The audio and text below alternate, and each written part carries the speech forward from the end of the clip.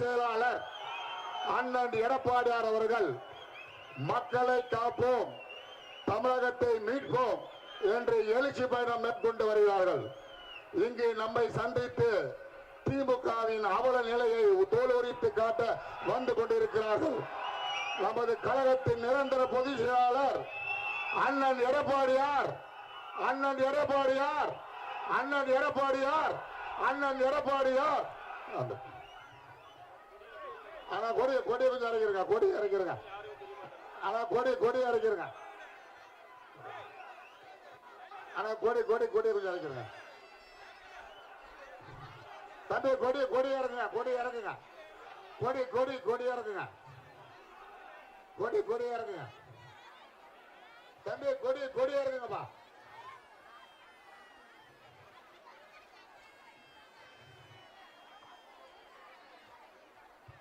பொன்மனச்செம்மல் புரட்சி தலைவர் எம்ஜிஆர், இதயம் புரட்சி தலைவி அம்மா இருவரும் தலைவர்களை வணங்கி இந்த எழுச்சி பயண நிகழ்ச்சியிலே தலைமுறையாற்றிய இந்த மாவட்டத்தின் மண்ணின் மைந்தர், முன்னாள் அமைச்சர், சட்டப்பேரவை உறுப்பினர், மாவட்ட கழக செயலாளர் அறிவு சகோதரர் திரு இசக்கி சுப்பையா அவர்களே,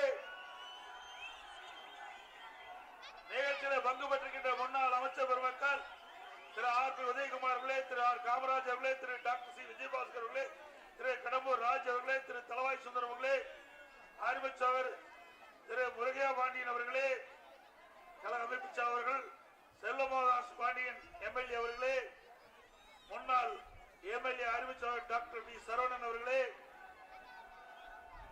திருமதி வி செல்வி அவர்களே, திரு வி சிவன்பாபு அவர்களே, திரு கூனியூர் மாடசாமி அவர்களே, திரு கே எஸ் ஆர் மாரிமுத்து அவர்களே, திரு ஜி விஜய பாலாஜி அவர்களே, திரு மா மாரிசெல்வம் அவர்களே, திரு டி அறிவழகன் அவர்களே, திரு பி எஸ் கண்ணன் என்கின்ற பலவேசம் அவர்களே, திரு இ ராமையா அவர்களே, திரு முத்துகிருஷ்ணன் அவர்களே, திரு ஏ முருகேசன் அவர்களே, திரு சி பழனிக்குமார் அவர்களே, திரு சீனிவாசன் அவர்களே, திரு முருகன் அவர்களே, திரு திருமலை நம்பி அவர்களே, திரு செவல் எஸ் முத்துசுவாமி அவர்களே, திருமதி வி பார்வதி பாக்கியம் அவர்களே, திரு மின்னல் வி மீனாட்சி சுந்தரம் அவர்களே, திரு திருமதி இ கிராஸ் அவர்களே, திரு வி குமார் அவர்களே, திரு வி எஸ் சுரேஷ் அவர்களே, திரு டாக்டர் ரவீந்திரன் அவர்களே, திரு ஜி ஹரிச்சந்திரன் அவர்களே, திரு எஸ் எம் கருப்புசாமி அவர்களே, பாஜக மாவட்ட தலைவர் திரு முத்து பலவேசம் அவர்களே, தமிழ் மாநில காங்கிரஸ் மாவட்ட தலைவர் திரு கே மாரிமுத்து அவர்களே,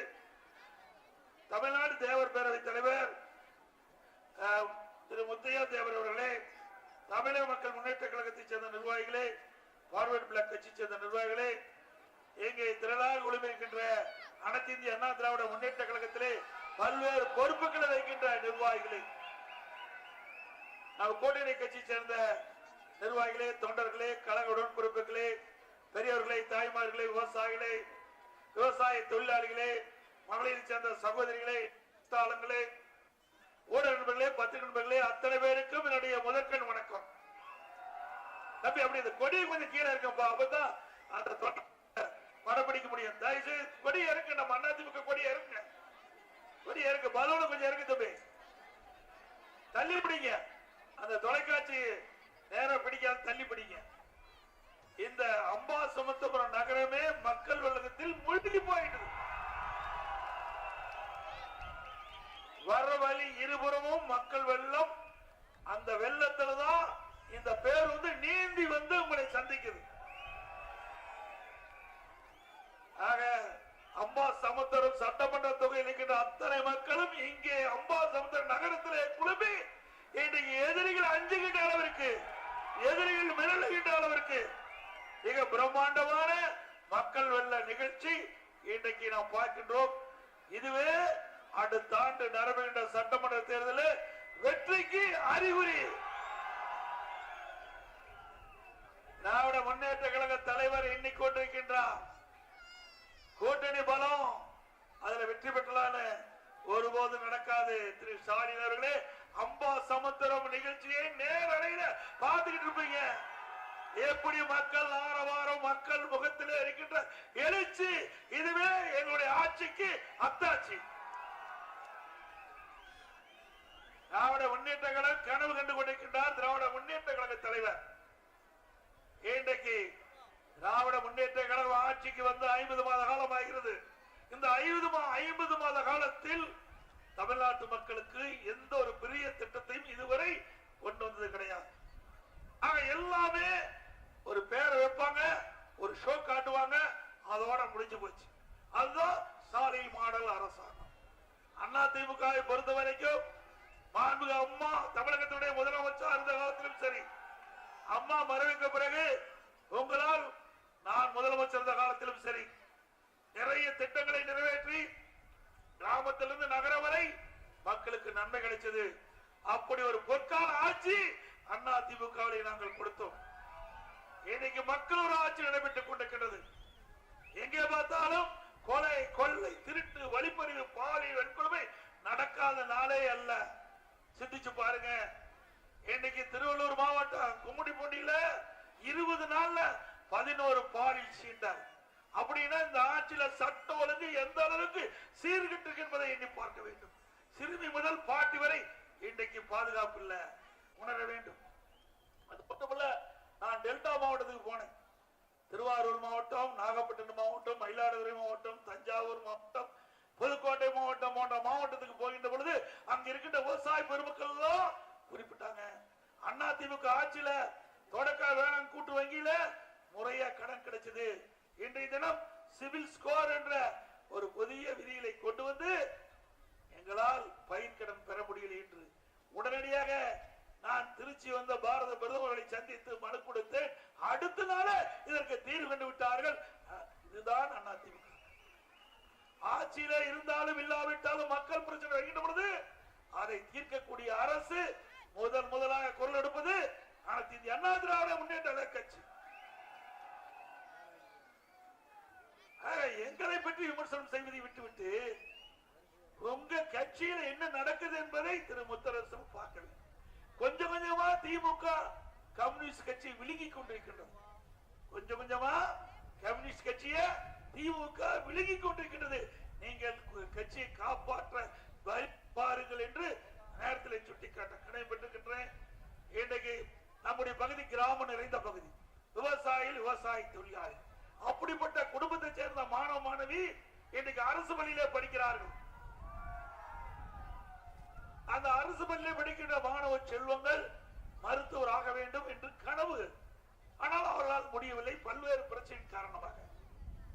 அதற்கெல்லாம் ஒரு முடிவு கட்ட வேண்டும் என்ற அடிப்படையில் தான் அதிமுக அரசு செய்கின்ற பொழுது ஒரு ஓய்வு பெற்ற நீதிபதியை நியமித்து இதையெல்லாம் அலாசி ஆராய்ந்து அதற்கு ஒரு தீர்வு காண்பதற்காக அதிமுக ஆட்சியில 7.5% உள்ளிடஒதுக்கீடை கொண்டு வந்து சட்டம் ஏற்றப்பட்டு அமல்படுத்தப்பட்டு இன்றைய இந்த இடஒதுக்கீட்டின் மூலமா 2818 அரசு பள்ளியில படித்த மாணவ மாணவிகள் இன்றைக்கு எம்பிபிஎஸ் படிக்கிறாங்க, மருத்துவ கல்வி படிக்கிறாங்க.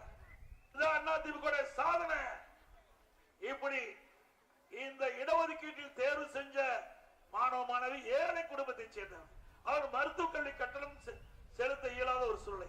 ஆகவே அரசாங்கமே அவருடைய மருத்துவ கல்வி கட்டணத்தை செலுத்தும் என்று அறிவிப்பை கொடுத்து ₹1 செலவு இல்லாம இந்த 7.5% உள் இடஒதுக்கீட்டில தேர்வு செய்த மாணவ மாணவிகள் இன்றைக்கு மருத்துவ கல்வி படிக்கிறாங்க. இதுதான் அதிமுக சாதனை.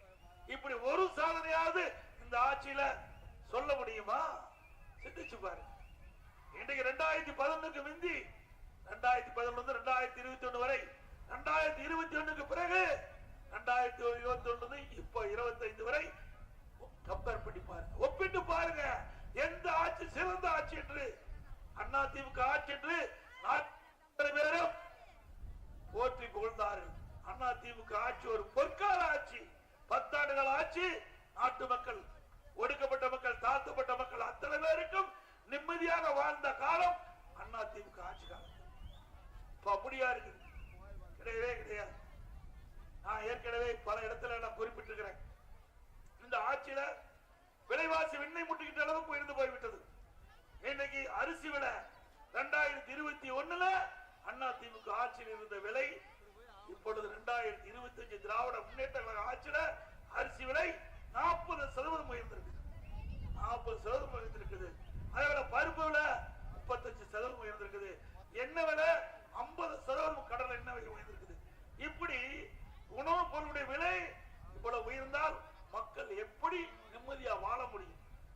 மக்கள் கடுமையான துன்பத்தில் இருக்கின்ற காட்சி திராவிட மாடல் ஆட்சியில பார்க்க முடியுது.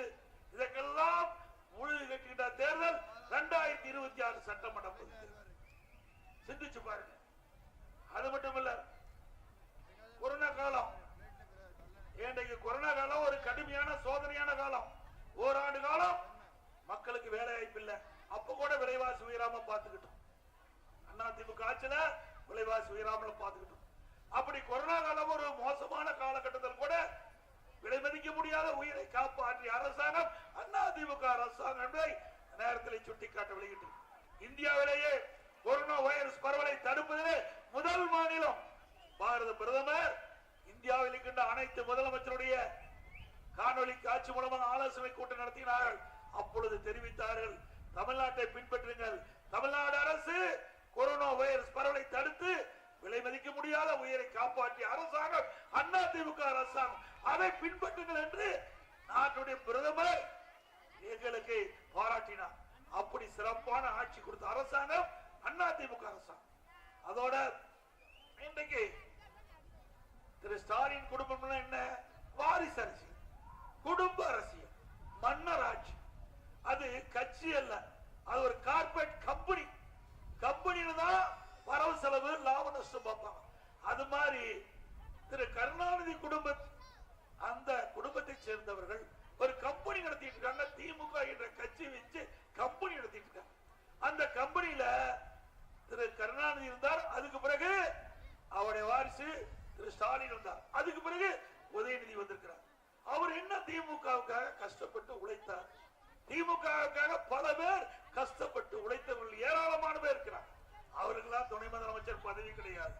திரு கருணாநிதி குடும்பத்தில் பிறந்தார் என்ற ஒரே காரணம் தான், ஒரே அடையாளம் தான் திரு உதயநிதி அவர்களுக்கு.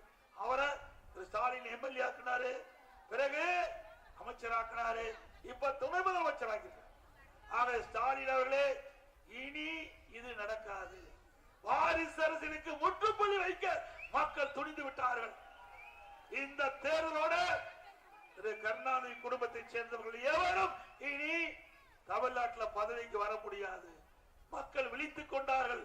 இனி பிழைத்துக் கொள்வார்கள் என்பதை நாடறியும். என்ன உங்களுக்கு பட்டா போட்டு வச்சிருக்குது, உங்க குடும்பத்துக்கே முதலமைச்சர் பட்டா போட்டு வச்சிருக்குது. நீங்க திமுக கட்சி, நீங்க என்ன வேணாலும் செஞ்சுக்கலாம், அது உங்க கட்சி ஆயிடுது. அது பொதுவா கிடையாது. கருணாநிதி குடும்பத்துக்கு திமுக கட்சி, அவ்வளவுதான். அந்த கட்சியில் யாரு? திரு ஸ்டாலின் தலைவர், உதயநிதி ஸ்டாலின் இளைஞரணி செயலாளர், திருமதி கண்ணுமணி அவர்கள் மகளிரணி செயலாளர். முடிஞ்சு போச்சு. குடும்பம் பூரா பதவி இருக்கிறாங்க. மற்றவர்கள் எவருக்கும் பதவி கிடையாது. எப்பொழுது பார்த்தாலும் ஸ்டாலின் பேசுவார், எமர்ஜென்சி எமர்ஜென்சி. அந்த கொடுமையிலும் நாங்கள் பல கொடுமைகளை சந்தித்தோம் என்று சொல்லுவார். அப்பொழுது மிசா சட்டம் வந்தது, அந்த மிசாவிலே சிறை சென்றோம் என்று சொல்வார். அதற்கு திரு கருணாநிதியுடைய 100ஆண்டு விழா வந்தது. அதுல ஒரு கண்காட்சி ஏற்படுத்தி இருந்தாங்க. அதுல மிசாவில் திரு ஸ்டாலின் சிறையில் இருப்பது போல், அப்படி சிறையில் இருப்பது காட்சி எந்த காலகட்டத்தில் நடந்தது? காங்கிரஸ் ஆட்சியிலே நடந்தது. அப்படிப்பட்ட கட்சியில கூட்டணி வச்சிருக்கிறீங்க. எமர்ஜென்சி கொண்டாந்ததும் காங்கிரஸ், மிசா கொண்டாந்ததும் காங்கிரஸ், உங்களை கைது செஞ்சு சிறையில் அடைச்சதும் காங்கிரஸ். அப்படிப்பட்ட காங்கிரஸ் கட்சியோட கூட்டணி வைத்துக் கொண்டு எங்களை பற்றி விமர்சனம் செய்வதற்கு எந்த அருகதையும் இல்லை திமுக தலைவர். உண்டா? இப்போ நாம பாரதிய ஜனதா கட்சியோட கூட்டணி வச்சா தப்புங்கிறார். எடப்பாடி பழனிசாமி அதிமுகவை அடமான வச்சுட்டாங்கிறாரு. இது என்ன வைர நகையா அடமானம் வைக்கிறது? இது கட்சியா? எந்த காலத்துக்கு அதிமுக எந்த கட்சிக்கு அடிமை கிடையாது. தன்மான உள்ள கட்சி. யாரால எங்களை ஒண்ணும் பண்ண முடியாது. மடியிலே கனமில்லை, வழியிலே பயம் இல்லை. எதற்கும் அதிமுக அஞ்சிலே கிடையாது, சரித்திரமே கிடையாது. அம்மா காலத்திலும் சரி, தலைவர் காலத்திலும் சரி, இன்றைக்கும் சரி, அப்படித்தான் இருக்கிறோம். என் மீது கூட வழக்கு போட்டு பார்த்தார் ஸ்டாலின், மிரட்டி பார்த்தார். இந்தியாவிலேயே என் மீது வழக்கு போட்டு அதே கட்சி திமுக கட்சி சேர்ந்த பொறுப்பாளரே நீதிமன்றத்தில் வாபஸ் வாங்கினார். நான் நடத்துறேன், நீதிமன்றத்தில் நான் நடத்துறேன், நான் நிரபராதியின் நிரூபினேன். இப்பொழுது நீதி நீதிமன்றத்திலே நிரபராதி என்று நிரூபித்து உங்கள் வந்து நிக்கிறேன். திமுக அமைச்சர் சொல்ல பார்க்கலாம். வாய்தா மேல வாய்தா வாங்கிட்டு இருக்காங்க, வாய்தா மேல வாய்தா வாங்கிட்டு இருக்காங்க. உச்ச நீதிமன்றம் கண்டிக்குது. இப்படிப்பட்ட கட்சியை வச்சுக்கிட்டு எங்களை பத்தி விமர்சனம் செய்வதற்கு என்ன யோகி இருக்குது இந்த முதலமைச்சருக்கு? திரு ஸ்டாலின் அவர்களே, உங்களுக்கு இறுதி கட்டம் வந்துவிட்டது, இறுதி கட்டம் வந்துவிட்டது. ஒருவர் கடுமையான நோய் தாக்கப்பட்டு மருத்துவமனையில் சேர்க்கப்பட்ட பிறகு அதுக்கு வெண்டிலேட்டர் வைப்பாங்க. அந்த வெண்டிலேட்டர் ஆக்சிஜன் தான் அவர் வந்து உயிர் பிழைச்சிட்டு இருக்காரு. அப்படி இன்னும் 7 மாசம் தான் இருக்குது. அந்த 7 மாசத்துக்கு பிறகு அப்படி வெண்டிலேட்டர் எடுத்தா அந்த உயிர் போயிருமோ? அப்படி உங்களுடைய ஆட்சி 2026 சட்டமன்ற தேர்தலில் மக்கள் மாற்றி வாக்களிக்கின்ற பொழுது அதிமுக ஆட்சி அமையும் அமையும். அது மட்டும் இல்ல, எல்லா துறையிலும் ஊழல், ஊழல் இல்லாத துறையே கிடையாது. லஞ்ச லாவண்யம் இல்லாத இடமே கிடையாது. கரெக்ஷன், கமிஷன், கரெக்ஷன், இதுதான் திமுகவுடைய லட்சியம். எந்த துறையிலாவது பணம் கொடுக்காத நடக்குதா காரியம்? சொல்லுங்க பார்க்கலாம். அது பத்திரப்பதிவு துறைக்கு போனா முதல்ல வெட்டினா தான் பத்திரமே அங்க பதிவாகும். அப்படித்தானே? உண்மைதான் நான் பேசுறோம். இப்ப நடக்குது இல்லைங்க. இல்லைன்னா எடப்பாடி பழனிசாமி ஒரு பஸ் எடுத்துக்கிட்டு ஊர் ஊரா போறாரு, பொய்ய பேசுறாங்க. நான் உண்மைதான் பேசுறேன், யதார்த்தமா பேசுறேன். இந்த ஆற்றில் நிலவுகின்ற பிரச்சனை மக்களுக்கு தெரியும், தெரியாதெல்லாம் ஒண்ணும் கிடையாது. ஆனால் உங்களால் கட்டுப்படுத்த முடியாது. ஏன்னா மேலிட நீங்க கரெக்டா வருது, நீங்க கரெக்டா என்ன செய்யணுமோ செஞ்சிட்டு இருக்கீங்க. நாட்டு மக்களை பற்றி கவலைப்படாத ஒரு அரசாங்கம் திமுக அரசாங்கம், திரு ஸ்டாலின் தலைமையில் இருக்கின்ற அரசாங்கம். அது மட்டும் இல்ல, இன்னைக்கு தமிழ்நாட்டில் சுமார் 6000 மதுக்கடை இருக்குது. அந்த 6000 மதுக்கடைக்கு இங்க இருக்கிறவங்க நம்மால யாரும் போயிடாதீங்கப்பா மதுக்கடைக்கு. எங்க மதுக்கடைக்கு போய் பாட்டில் வாங்கினா ஒரு பாட்டிலுக்கு 10 ரூபாய் அதிகமா கொடுத்தா தான் பாட்டில் கிடைக்கும். அந்த பாட்டில் விற்கிற சேல்ஸ்மேன் சொல்றாரு, ஒரு எங்கிட்ட இருக்குது அந்த செய்தி இருக்குது, நீங்க ஏங்க 10 ரூபாய் அதிகமா வாங்குறேன்னா வாங்கித்தான் ஆகணும் மேல சொல்றாங்க. எங்க போகுது? மேல இடத்துக்கு போகுதுங்கிறார். அப்படியே பேட்டி கொடுக்குறார். அப்ப 6000 கடைக்கு ஒரு நாளைக்கு 1.5 கோடி பாட்டில் விற்குது. ஒரு பாட்டிலுக்கு 10 ரூபாய்னா ஒரு நாளைக்கு 15 கோடி இதன் மூலமாக மேலிடத்துக்கு போயிட்டு இருக்கு.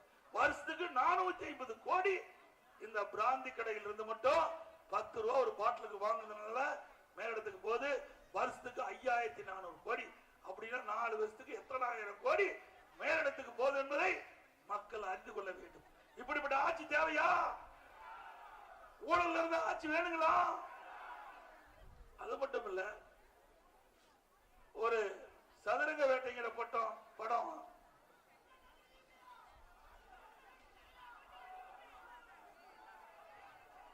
ஒருவரை ஏமாற்ற வேண்டும் என்றால் முதலில் அவருடைய ஆசையை தூண்ட வேண்டும்.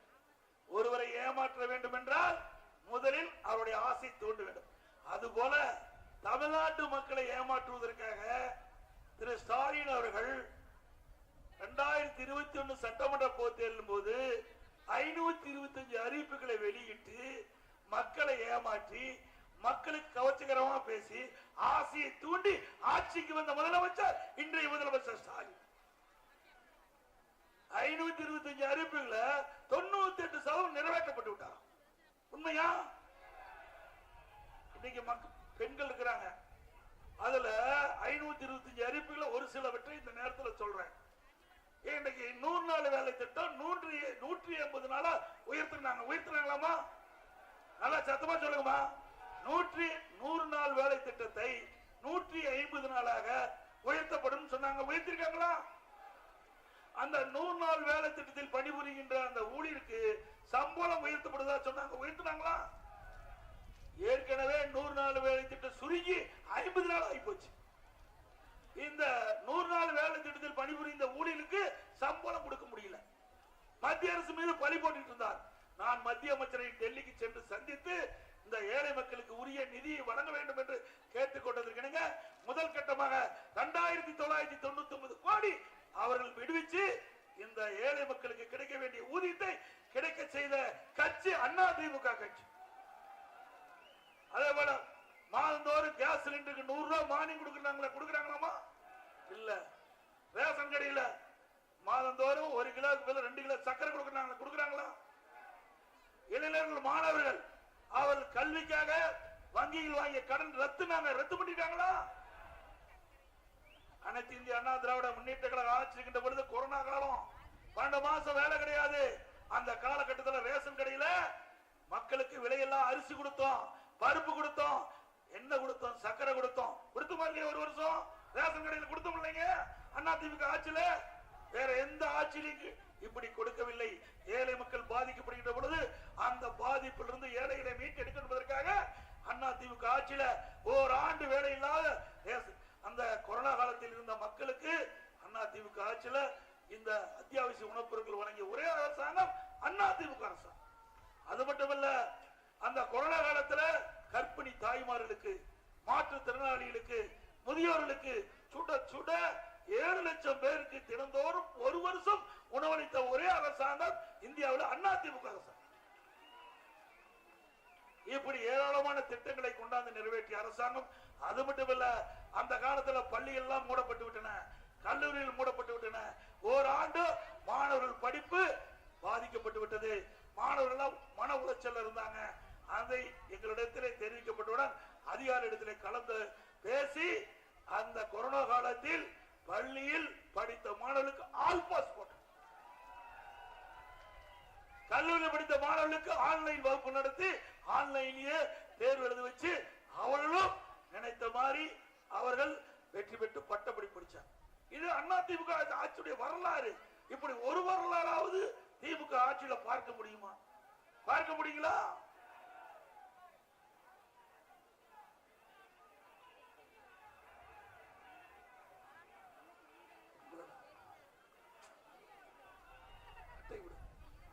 அதோட உங்களுடன் ஸ்டாலின்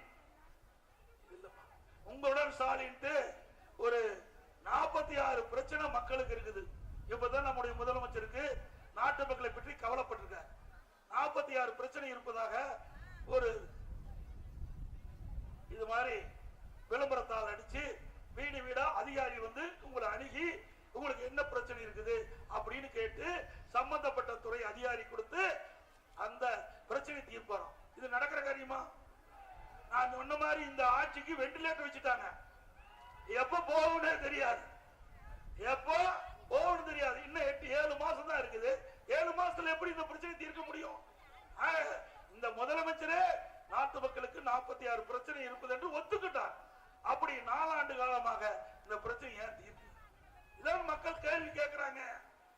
இப்படி எல்லாம் மக்களை ஏமாற்றி வாக்குகளை பெறுவதற்கு திரு ஸ்டாலின் அரசாங்கம் தந்திரமா இன்னைக்கு செயல்பட்டுக் கொண்டிருப்பதை மக்கள் உணர வேண்டும். அடுத்த ஆண்டு சட்டமன்ற தேர்தல் வர இருக்கின்றன.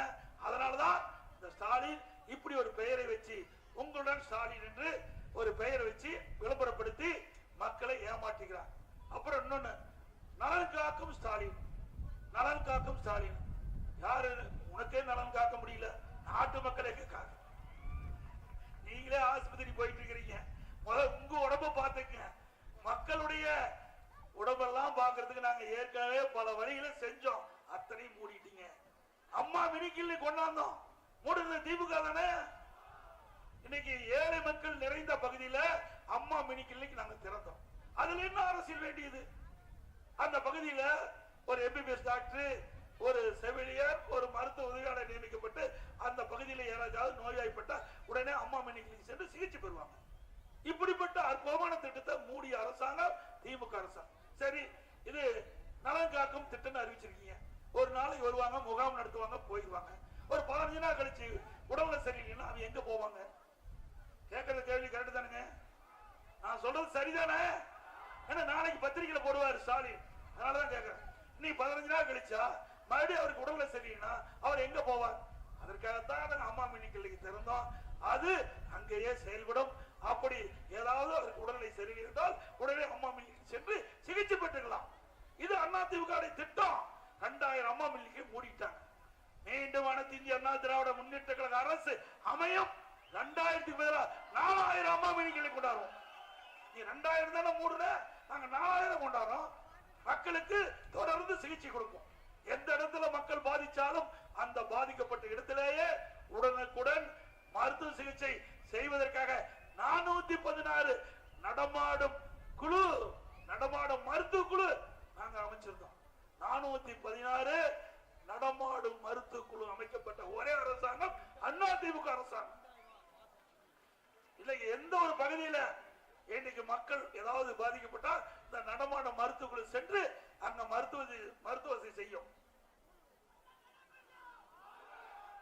அதோட கிராமத்தில் இருக்கிற மக்களுக்கு அந்த பகுதியிலேயே மருத்துவ சிகிச்சை கிடைக்கும் என்பதற்காக 254 ஆரம்ப சுகாதாரத்தை புதிதாக நாங்கள் திறந்தோம். அதோட அந்த ஆரம்ப சுகாதாரத்தை மேம்படுத்தப்பட்ட ஆரம்ப சுகாதாரம் 168 திறந்து அதற்கு கூடுதலான மருத்துவரை நியமித்து அங்கு இருக்கின்ற மக்களுக்கு தேவையான மருத்துவ வசதி செய்து கொடுத்த அரசாங்கம் அதிமுக அரசாங்கம்.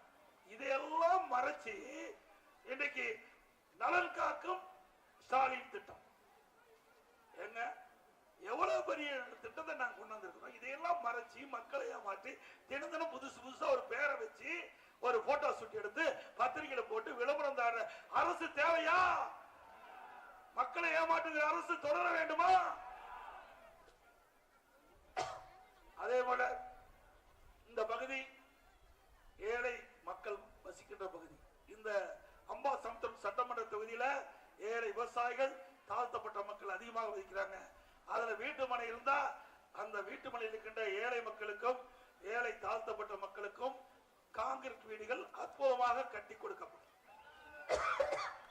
அதோட வீட்டு மனையும் இல்ல, அப்படி இல்லாத ஏழை மக்களுக்கும் தாழ்த்தப்பட்ட மக்களுக்கும் அரசாங்கமே வீட்டு மனை வாங்கி காங்கிரீட் வீடு கட்டி கொடுக்கப்படும். அடுத்த ஆண்டு நடைபெறுகின்ற சட்டமன்ற பொதுத் தேர்தலில் உங்களுடைய ஆதரவோடு வெற்றி பெற்று ஆட்சி அமைத்துடன் தமிழகத்தில் ஏழை என்ற சொல் இல்லை என்ற நிலையை நாங்கள் உருவாக்கி காட்டுவோம். 4 ஆண்டு காலம் நான் ஆட்சியில் இருக்கின்ற பொழுது இடத்திலே ஆட்சி ஒப்படைத்து 4 வருடம் 2 மாத காலம் முதலிலே கடுமையான வறட்சி, 2வது புயல், இன்றைக்கு டெல்டா மாவட்டத்தை புரட்டி போட்டு விட்டது கஜா புயல், அடுத்தது கொரோனா ஒரு ஆண்டு வருமானமே கிடையாது அரசாங்கத்துக்கு.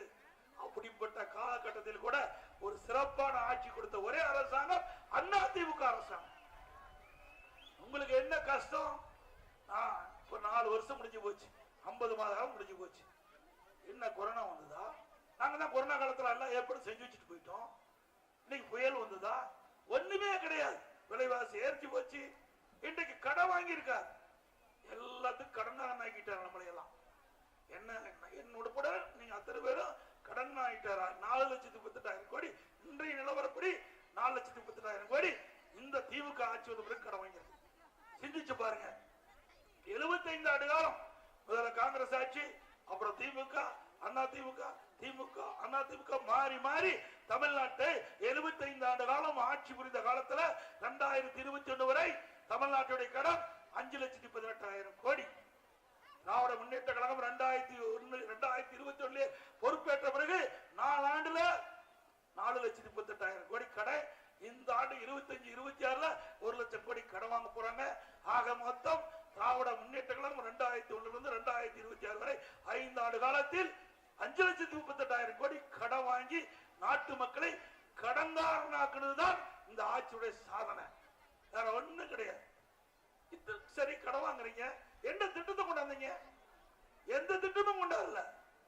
அனைத்து இந்திய அண்ணா திராவிட முன்னேற்ற கழகம் இருக்கின்ற பொழுது ஒரே ஆண்டில் 11 அரசு மருத்துவக் கல்லூரி மருத்துவமனை கொண்டாந்து, ஒரு அரசு மருத்துவக் கல்லூரி மருத்துவமனை கொண்டாந்தீங்களா? 7 சட்டக்கல்லூரியை கொண்டாந்துருக்கிறோம், 21 பாலிடெக்னிக் கல்லூரி, 67 கலை மற்றும் அறிவியல் கல்லூரி, இப்படி பொறியியல் கல்லூரி, வேளாண்மை கல்லூரி, கால்நடை மருத்துவக் கல்லூரி, இப்படி ஏராளமான கல்லூரியை திறந்து நாங்க இவ்வளவுதான் நிதி சுமை இருந்தது. இன்றைக்கு எதுவுமே இல்ல, புதிய கல்லூரியிலும் திறக்கப்படல, இன்றைக்கு புதிய திட்டமும் கொண்டு வரல, கடன் மட்டும் அதிகரித்து விட்டது. இது ஒரு மாயாஜால அரசாங்கம் மாதிரி தெரியுது.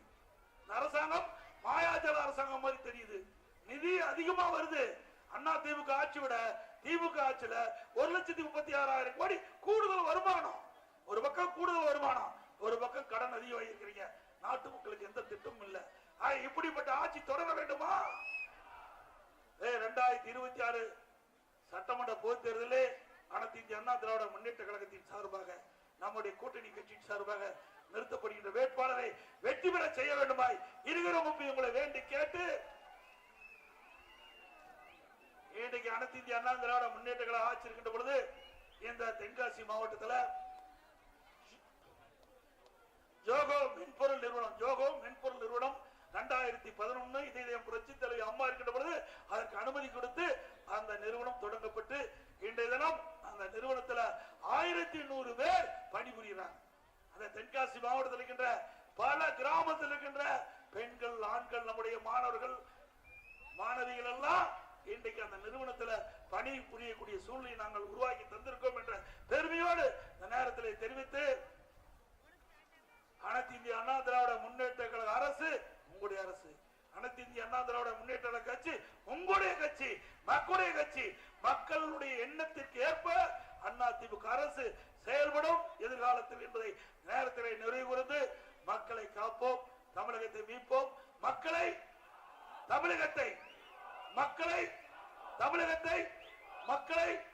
தமிழகத்தை ஸ்டாலின் மாடல் அரசு, ஃபெயிலியர் மாடல் அரசு. Bye bye Stalin. நன்றி, வணக்கம்.